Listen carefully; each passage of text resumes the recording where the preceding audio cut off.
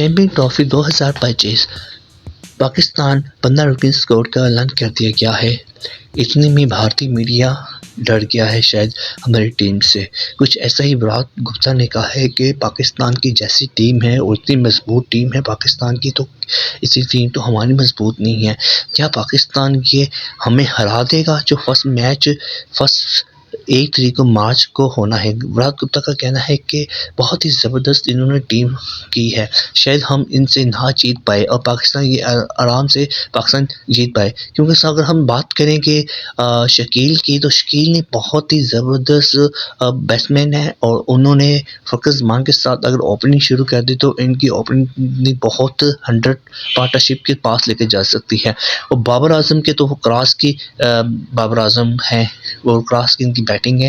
اور وراٹ گپتا کا یہ بھی کہنا ہے کہ کامران کا بیٹسمین بہت اچھے ہیں اور عثمان خان ہٹر پلیئر ہیں، اور رضوان جو کیپٹن ہیں ان کے بہت ہی اچھے کیپٹن ہیں، کیونکہ انہوں نے پی ایس ایل میں بھی فائنل تک یہ لے کر گئے ہیں اور اپنی ٹیم کو بہت اچھا رکھتے ہیں اور مینیج کرتے ہیں۔ سلمان علی آغا جو کہ آل راؤنڈر ہیں اور اس کے ساتھ وہ اسپنر بولر بھی کرتے ہیں اور ساتھ بیٹنگ بھی اچھی کر لیتے ہیں۔ طیب بہت ہی اچھے ہیں اور بہت اچھے پلیئر ہیں، اور فہیم اشرم آل راؤنڈر ہے، بہت خطرناک، کہتے ہیں کہ یہ ہمیں اگر ہرائے گا تو ہم یہ اگر پچ میں کھڑا ہو گیا تو فہیم، تو یہ اگر 1 اوور 20 رنز بھی چاہیے ہوں گے نا، تو یہ فہیم اشرف آرام سے یہ چیز کر لے گا۔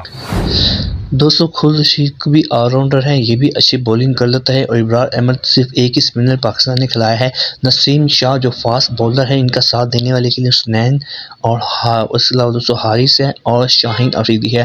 دوستو اس ٹائم وراٹ گپتا کا یہ کہنا ہے کہ ٹیم بہت مضبوط ہے اور ان کو ہرانا بہت مشکل ہوگا، کہ ہمیں ان سے اچھا کھیلنا چاہیے، تو پاکستان یہ میچ ہم سے لے نہ جائے، تو اس وجہ سے وہ ابھی سے ہی خوفناک ہو گئے ہیں انڈیا والے۔ دوستو اگر آپ بابر اعظم کے فین ہیں تو چینل کو سبسکرائب کر دیجیے، لائک کر دیجیے۔ اللہ حافظ۔